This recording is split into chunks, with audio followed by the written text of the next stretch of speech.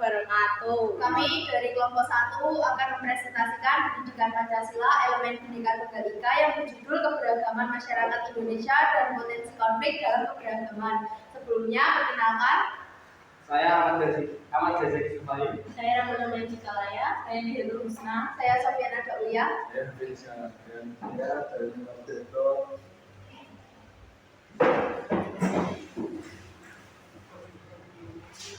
Di sini saya akan mempresentasikan makalah keberagaman masyarakat Indonesia dan potensi konflik dalam keberagaman dengan berjudul Faktor-faktor keberagaman masyarakat Indonesia. Inilah judul dari saya.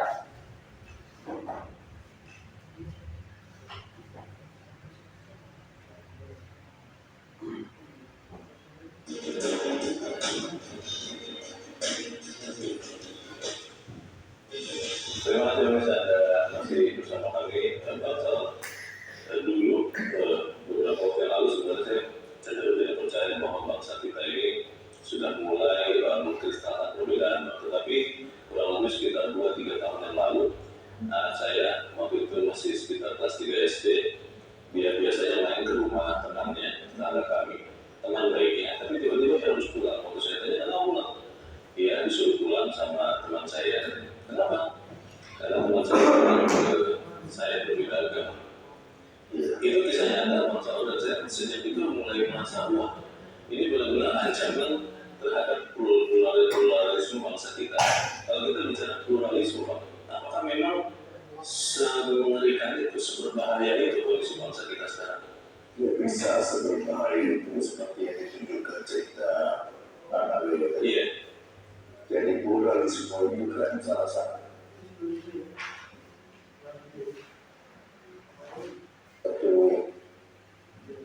Kesimpulan video dari saya adalah bahwa keberagaman masyarakat Indonesia dipengaruhi oleh berbagai faktor antara lain kondisi geografis, serta strategis wilayah dan faktor sejarah dan perbedaan kondisi alam lainnya. Berikut saya akan membacakan materi dari saya. Indonesia dikenal sebagai negara yang memiliki keberagaman masyarakat yang tinggi dan kompleks. Keberagaman tersebut dapat dilihat dari banyaknya suku bangsa, bahasa, daerah, istiadat, agama, kebudayaan, serta perbedaan pola kehidupan sosial dan ekonomi masyarakat. Perbedaan ini adalah ciri khas yang berbeda, baik dari segi tradisi, nilai sosial, juga cara pandang masyarakat yang menjalani kehidupan sehari-hari. Kehidupan keberagaman masyarakat Indonesia itu tidak muncul secara tiba-tiba atau terjadi dalam waktu yang singkat, melainkan dalam waktu yang lama. Keberagaman tersebut merupakan hasil proses dari sejarah yang panjang dan melalui proses faktor dan baik faktor alamiah atau faktor sosial. Faktor alamiahnya adalah meliputi kondisi geografi Indonesia yang merupakan negara kepulauan dengan kondisi alam yang beragam.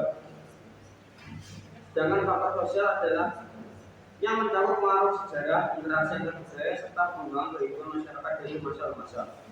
Kedua faktor tersebut saling berhubungan dan dapat dipisahkan dalam bentuk keberagaman masyarakat Indonesia.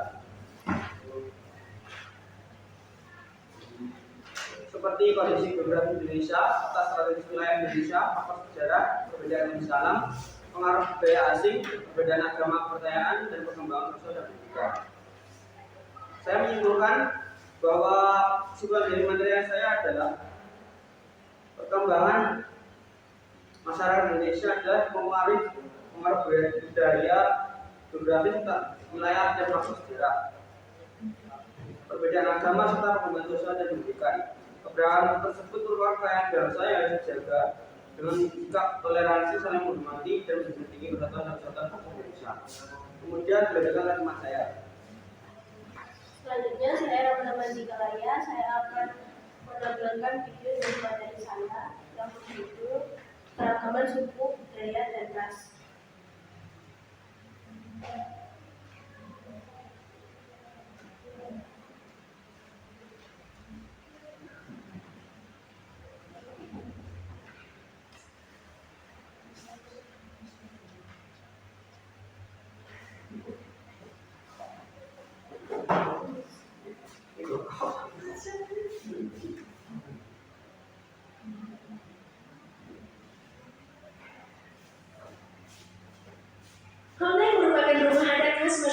ataupun yang biasanya sering dijumpai di kawasan Lubuk Bali, Jayawijaya.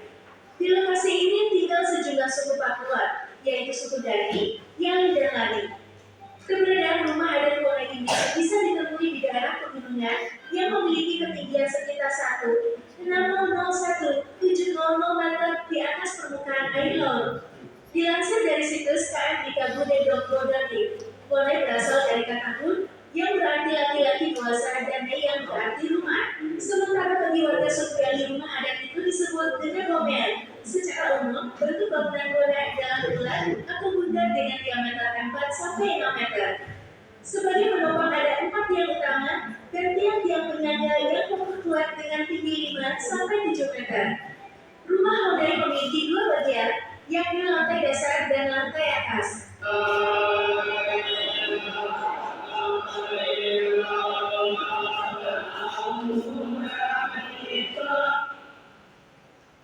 Kesimpulan dari video saya, sebagai generasi penerus, tugas kita bukanlah untuk menghilangkan perbedaan tersebut akan menjadi seragam, melainkan untuk membangun jembatan pemahaman perbedaan warna kulit, bahasa, atau adat istiadat tidak boleh menjadi pembatas, melainkan menjadi benar-benar warna-warni yang menyusun kaitan kebangsaan yang indah dan kuat.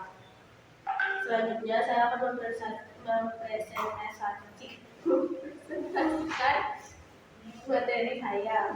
Keragaman suku budaya dan ras, Indonesia merupakan sebuah fenomena unik di mata dunia. Sebagai negara kepulauan terbesar dan membentang dari Sabang sampai Merauke, Indonesia tidak hanya dipisahkan oleh lautan, tetapi juga dipersatukan oleh sejarah, nasib, dan cita-cita yang sama.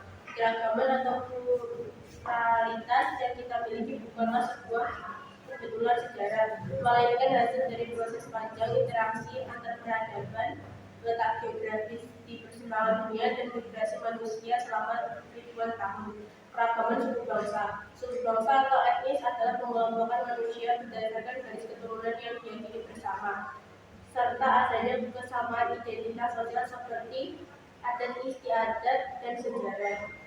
Sebagai contoh, di wilayah barat kita mengenal suku Batak di Sumatera Utara yang memiliki sistem kekerabatan patrilineal yang sangat kuat. Bergeser sedikit ke Sumatera Barat, terdapat suku Minangkabau yang juga mengenal sistem matrilineal garis keturunan itu menjadikan salah satu kelompok etnis paling unik di dunia. Kebudayaan Indonesia. Budaya adalah hasil dari akal budi, cipta, rasa, dan karsa manusia dalam suatu masyarakat. Jika suku adalah kelompok manusianya, maka budaya adalah perangkat lunak atau cara hidup mereka. Keragaman budaya di Indonesia dapat dilihat dari beberapa unsur utama, yaitu bahasa daerah sebagai identitas, arsitektur tradisional, dan kearifan lokal, seni pertunjukan, dan upacara adat. Keragaman ras berbeda dengan suku dan budaya yang bersifat konstruksi sosial.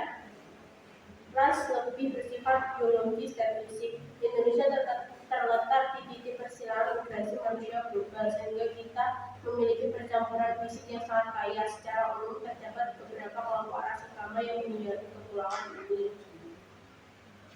Selanjutnya akan dilanjutkan oleh teman saya. Perkenalkan, nama saya Nini Krishna. Di sini saya akan mempresentasikan materi saya, yaitu peningkatan kerjasama antar suku. Inilah kurikulum saya.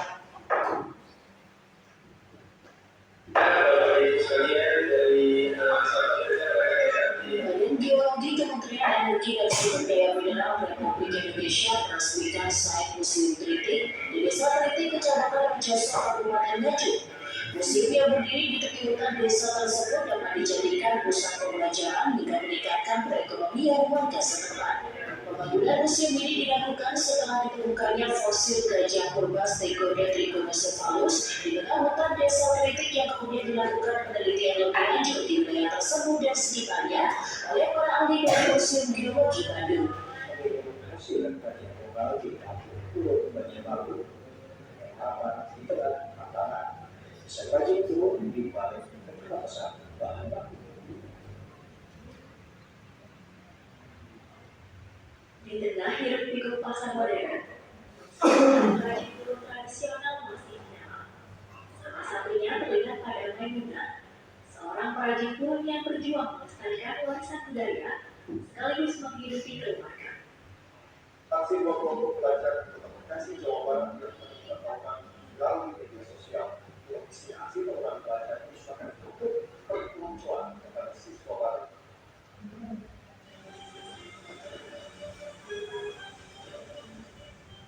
Dari video amatir yang viral di media sosial, terlihat pelajar SMP Negeri Wilayah Bekasi Timur terlibat tawuran dengan pelajar Kampus Indi Jaya, Perumahan Duren Jaya, Bekasi Timur, Kota Bekasi, Jawa Barat. Dua kelompok pelajar berlarian saling serang dengan tangan kosong. Ironisnya, aksi tawuran sengaja dilakukan oleh kedua kelompok setelah kejadian di media sosial. Karena para senior dari salah satu kelompok pelajar sengaja merekam dan merupakan aksi untuk memperlakukan kepada siswa baru. Menurut pihak kepolisian, tawuran terjadi pada hari Rabu 25 Mei yang lalu. Setelah video tawuran viral di media sosial, petugas reskrim mengidentifikasi kedua. Kesimpulan dari video saya adalah keragaman budaya adalah kekayaan yang tidak ternilai bagi bangsa Indonesia. Meskipun menghadapi tantangan di era globalisasi, dengan upaya bersama dari pemerintah, masyarakat, ke generasi muda, keragaman budaya akan tetap bertahan dan memberi manfaat bagi generasi mendatang. Penting untuk terus menghargai, menghormati dan melestarikan perbedaan karena itu adalah dasar persatuan dan kemajuan bangsa. Selanjutnya saya akan mempresentasikan materi saya. Keragaman budaya adalah gambaran keberagaman cara hidup, nilai, norma, bahasa, seni, agama, tradisi, dan sistem sosial yang dimiliki oleh kelompok manusia di berbagai wilayah Indonesia. Negara kepulauan dengan lebih dari 17.000 pulau dan sekitar 1.300 suku bangsa, keragaman budaya menjadi ciri khas yang tak tergantikan. Berikutnya ada aspek-aspek keragaman budaya di Indonesia. Yang pertama bahasa, yang kedua agama dan kepercayaan, yang ketiga seni dan kerajinan, yang keempat rumah adat dan makanan khas, yang kelima tradisi dan upacara. Selanjutnya nilai penting keragaman budaya. Yang pertama nilai pendidikan. Keragaman budaya memperkaya wawasan dan pengalaman hidup. Yang kedua nilai sosial dan politik. Keragaman budaya memperkuat persatuan melalui semangat Bhinneka Tunggal Ika. Yang ketiga nilai ekonomi. Keragaman budaya menjadi sumber daya ekonomi melalui peristiwa budaya. Yang keempat nilai identitas nasional. Keragaman budaya menjadikan Indonesia dikenal di dunia sebagai negara yang penuh warna dan keunikan. Selanjutnya tantangan keragaman budaya di era globalisasi. Yang pertama penggantian nilai lokal oleh budaya luar. Di era globalisasi, budaya internasional yang lebih dominan seringkali menyingkirkan nilai budaya lokal. Yang kedua, kurangnya pemahaman antar kelompok budaya. Kurangnya pengetahuan tentang budaya lain dapat menyebabkan prasangka, diskriminasi, dan bahkan konflik. Selanjutnya, penggunaan keterampilan tradisional. Banyak keterampilan tradisional seperti tenun ikat, ukiran kayu, dan pembuatan gerabah terancam punah karena tidak ada generasi muda yang mau meneruskannya. Selanjutnya upaya pelestarian dan penerapan keragaman. Yang pertama peran pemerintah, yang kedua peran masyarakat. Selanjutnya penerapan dalam kehidupan sehari-hari. Di sekolah, siswa diajarkan bahasa daerah, lagu daerah, dan tarian tradisional. Di tempat kerja, karyawan dari berbagai latar belakang budaya bekerjasama dengan menghormati perbedaan cara berpikir dan bekerja. Di masyarakat mencoba mengangkat berbagai daerah, menghadiri upacara budaya dan lainnya. Terima kasih. Selanjutnya saya Sabianada akan mempresentasikan materi saya yaitu faktor-faktor konflik dalam keragaman. Berikut video dari materi saya.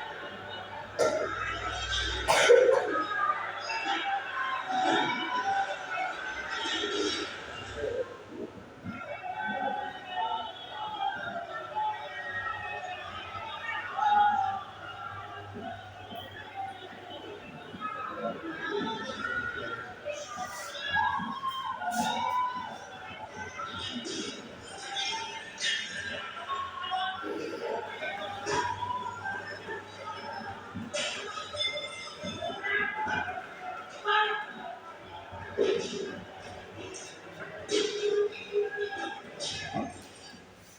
tidak hanya Gus Arya yang membuat heboh karena pernyataannya yang bernuansa penistaan agama. Sebelumnya juga ada Fauzan yang sudah menjadi tersangka penistaan agama yang kini masih buron. Joseph Fauzan. Jagat dunia maya pernah dihebohkan dengan pernyataan seorang pria, Joseph Fauzan, yang mengaku sebagai Nabi ke-26. Pernyataan tersebut disampaikan melalui forum diskusi video berjudul Puasa Langit Islam. Tidak hanya mengaku sebagai Nabi, Joseph bahkan menentang warganya untuk melaporkannya ke polisi. Pernyataan ini disampaikan melalui forum diskusi video berjudul Puasa Langit Islam. Tidak hanya mengaku sebagai Nabi, Joseph bahkan menantang warganya untuk melaporkannya ke polisi. Yang bisa laporin gua ke polisi, gua kasih uang. Gua kasih uang. Yang bisa laporin gua ke polisi penistaan agama milik gua di Nabi ke-26, Joseph Fauzan, yang meluruskan kesesatan dan Nabi ke-25. Kominfo telah memblokir konten YouTube Joseph Fauzan. Pemblokiran karena kontennya akan mengandung ujaran kebencian. Video lain. Kesimpulan dari video materi saya adalah konflik dalam keragaman tidak disebabkan oleh satu faktor saja, melainkan kombinasi dari berbagai faktor sosial budaya, agama, ekonomi, politik, dan sejarah.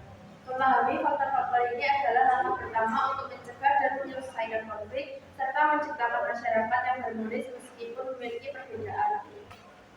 Selanjutnya, saya akan mempresentasikan materi dari judul faktor-faktor konflik dalam keragaman.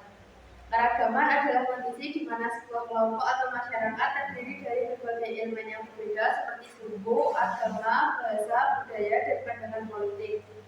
Meskipun keragaman dapat menjadi kekuatan yang memperkaya kehidupan bersama, terkadang juga dapat menjadi sumber konflik jika tidak dikelola dengan baik.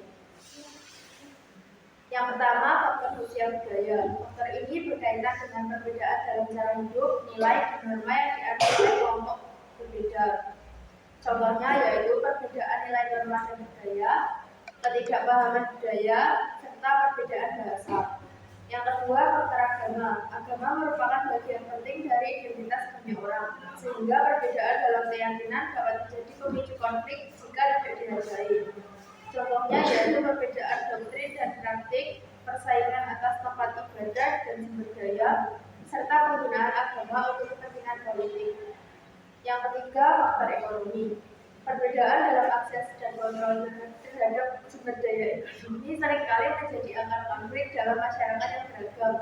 Contohnya yaitu ketidaksetaraan akses sumber daya, persaingan untuk pekerjaan dan peluang ekonomi, serta pembangunan yang tidak merata.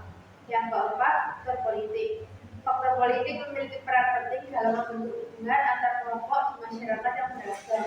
Contohnya yaitu ketidakpahaman dalam representasi politik, nasionalisme dan identitas politik, serta kekerasan politik dan intimidasi.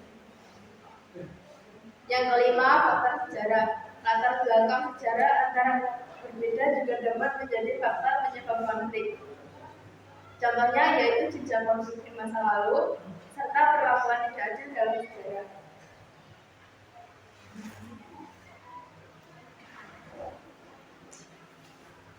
Saya habis akan presentasikan materi tentang toleransi dan humanisme. Inilah video dari saya.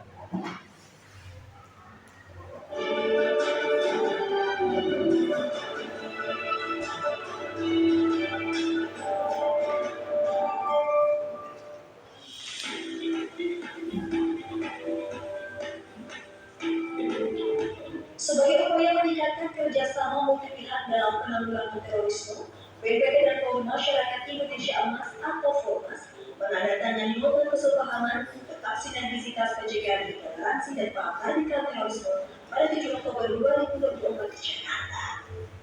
Sekretaris Utama BNPT Bambang Surono berharap ada sinergi antara BNPT dan FOMAS tersebut dapat saling mendukung berbagai pengetahuan untuk mengoptimalkan pencegahan intoleransi dan radikal terorisme.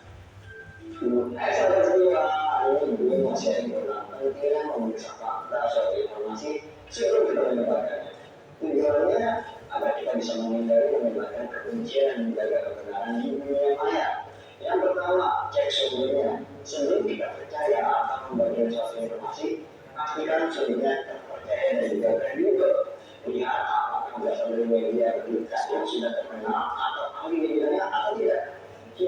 informasi dari akun-akun anonim atau yang tidak terverifikasi. Selanjutnya, verifikasi informasinya. Jangan langsung percaya begitu aja. Cari informasi tambahan dari sumber lain yang bisa dipercaya. Banyak fact-checker yang bisa kita gunakan seperti situs media standar yang dapat membantu kita memastikan kebenaran suatu informasi seperti ini. Jangan sampai materi seperti ini. Jangan lupa perhatikan konteksnya. Kadang informasi yang disebarkan diambil potongan yang sengaja dikirakan konteksnya. Cari tahu dulu seluruh cerita atau peristiwa yang terjadi sebelumnya. Kesimpulan video saya adalah intoleransi dan ekstremisme adalah sikap tidak mau menerima atau menghargai perbedaan. Sedangkan ekstremisme adalah sikap yang menganggap budaya sendiri yang paling benar. Selanjutnya saya akan menjelaskan tentang materi saya. Indonesia merupakan negara yang memiliki tingkat keberagaman yang sangat tinggi. Keberagaman itu meliputi perbedaan suku, agama, ras, bangsa, budaya, serta ada istiadat yang disebut dari sama kalau minoritas. Keberagaman ini merupakan kekayaan bangsa Indonesia yang harus dijaga dan dipelihara bersama. Namun apabila perbedaan tersebut tidak disikapi dengan bijak, maka dapat menimbulkan berbagai permasalahan sosial. Salah satunya adalah mengenai sikap toleransi dan ekstremisme yang berpotensi mengancam persatuan dan kesabaran bangsa. Toleransi merupakan sikap tidak mau menerima, menghargai atau menghormati perbedaan yang dimiliki oleh orang lain atau kelompok lain. Sikap intoleransi dapat muncul dalam berbagai bentuk seperti penolakan terhadap perbedaan agama, pandangan hidup, gaya maupun kebiasaan sosial. Intoleransi juga dapat ditunjukkan melalui tindakan diskriminasi, ujaran kebencian, hingga kekerasan baik secara verbal maupun fisik. Sikap ini biasanya muncul karena kurangnya pemahaman terhadap nilai keberagaman, adanya fanatisme dan berlebihan, serta pengaruh informasi yang menyesatkan atau provokatif. Etnosentrisme adalah sikap yang menganggap bahwa budaya atau adat kelompoknya sendiri merupakan yang paling baik, paling benar, dan paling unggul dibandingkan dengan budaya atau kelompok lain. Orang yang memiliki sikap etnosentris cenderung menilai budaya lain menggunakan standar budayanya sendiri dan meremehkan perbedaan yang ada. Sikap ini dapat menghambat terjalinnya hubungan sosial yang harmonis antar kelompok masyarakat.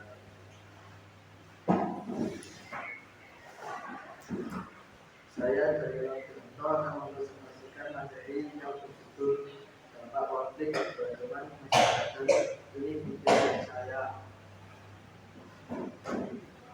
Ratusan siswa SMA Negeri 1 RW Limo Papua Pegunungan terlibat kericuhan dan merusak fasilitas sekolah. Hal ini semakin melebar dan membuat warga sekitar ikut terprovokasi yang akhirnya membakar sejumlah bangunan yang ada di dekat lokasi sekolah. Kericuhan ini diduga dipicu oleh perselisihan antara dua siswa di sekolah dan memicu siswa lainnya untuk melakukan aksi pengusahaan. Hanya itu, para siswa juga aparat keamanan yang tiba di lokasi untuk mengamankan situasi. Saat ini aparat kepolisian masih memiliki penyebab pasti hingga terjadinya kericuhan. Aparat keamanan satu brimob dari Longema telah dikerahkan ke lokasi untuk mengantisipasi serangan susulan. Hingga kini situasi di Kabupaten Limo belum sebelumnya kondusif. Aparat hingga kini masih melakukan penjagaan ketat di sejumlah ruas jalan. Seorang siswa kelas 8 SMP Negeri 6 Banyuwangi Jawa Timur menderita patah tulang setelah dianiaya oleh kakak kelas dari sekolah. Siswa sekolah dasar mengalami perundungan oleh sejumlah pelajar SMA di Kota Bekasi, Jawa Barat. Peristiwa ini viral di media sosial. Seorang pelajar sekolah melakukan pendidikan terjadi sebagai seorang satu dari yang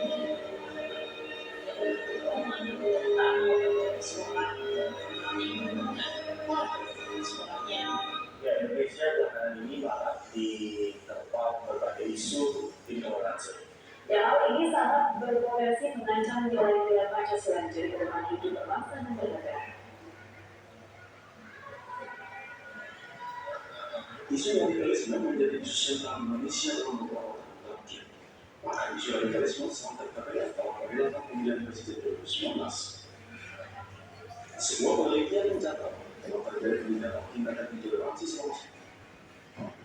Kesimpulan itu dari saya bahwa keberagaman dapat memiliki dampak positif dan negatif pada masyarakat. Contoh dampak positif adalah meningkatkan toleransi dan empati antar kelompok.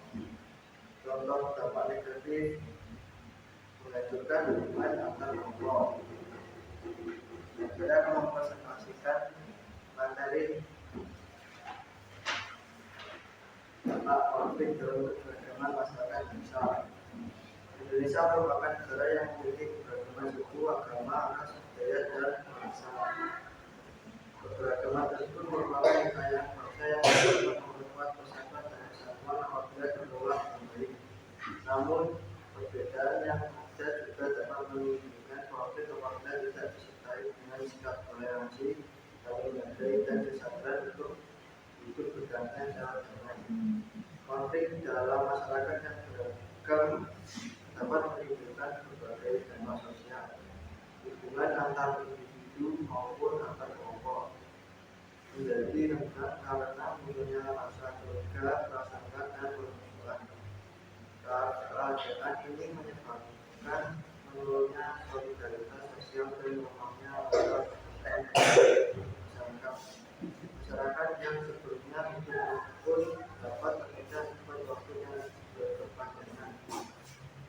Konflik dalam keberagaman juga berdampak pada ekonomi. Aktivitas ekonomi masyarakat seperti perdagangan, produksi, dan distribusi barang dapat terganggu akibat situasi yang tidak kondusif. Konflik juga menyebabkan kerusakan fasilitas umum dan sarana ekonomi, sehingga menurunkan kesejahteraan masyarakat dan menghambat pembangunan. Dampak lain dari konflik adalah terganggunya persatuan dan kesatuan bangsa. Konflik yang berlatar belakang perbedaan suku, agama, atau berbeda dapat melemah integrasi nasional. Apabila konflik tersebut dibiarkan perbedaan yang seharusnya menjadi kekuatan, justru berubah menjadi sumber perpecahan yang bertentangan dengan semangat persatuan Indonesia dan sebagai bukan mereka.